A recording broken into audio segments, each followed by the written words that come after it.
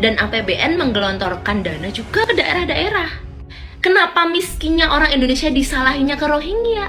Kan harusnya ke pemerintah pusat ataupun daerah gitu. Ngerti nggak maksudku?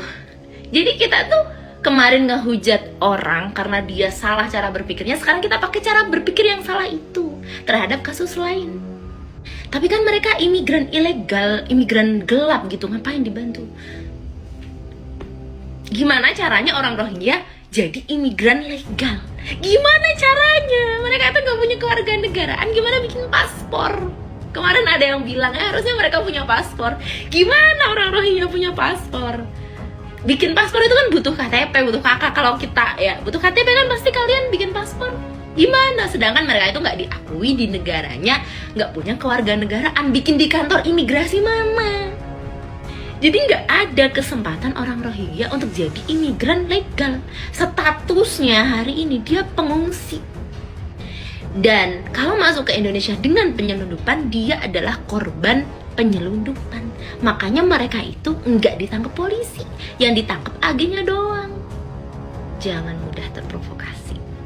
Nah, bagaimana menurut kalian dengan perkataan Nisa sang pembela Rohingya ini? Bagaimana kalau kita bedah? Walaupun omongannya ada benar dan ada salah juga. Oke, kita bahas. Dia menyebut pengungsi Rohingya tidak minta dana dari APBN karena ditanggung UNHCR.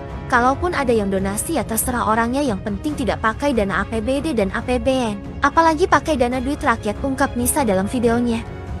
Di Perpres nomor 125 tahun 2016 tentang penanganan pengungsi dari luar negeri itu dijelasin, wewenang pemerintah, tanggung jawab pemerintah itu menentukan tempat.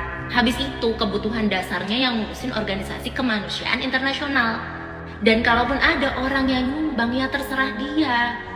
Yang penting kan nggak memaksa, nggak pakai duit rakyat, nggak pakai duit pajak. Si pembela Rohingya ini lupa kalau etnis Rohingya ini bukan hanya sekali ini datang ke Indonesia. Sudah berulang kali, bahkan sejak puluhan tahun lalu. Nah, kita sedikit flashback. Rohingya tahun 2015 begitu viral karena dibantai sama pasukan Myanmar dan agama lain di sana. Negara ASEAN mayoritas Islam siap menampung mereka yang melarikan diri ke negara-negara tetangga termasuk Indonesia. Mereka diselamatkan terkatung-katung oleh nelayan Aceh waktu itu dan dibawa ke Indonesia. Lama-kelamaan pengungsi Rohingya semakin banyak waktu itu.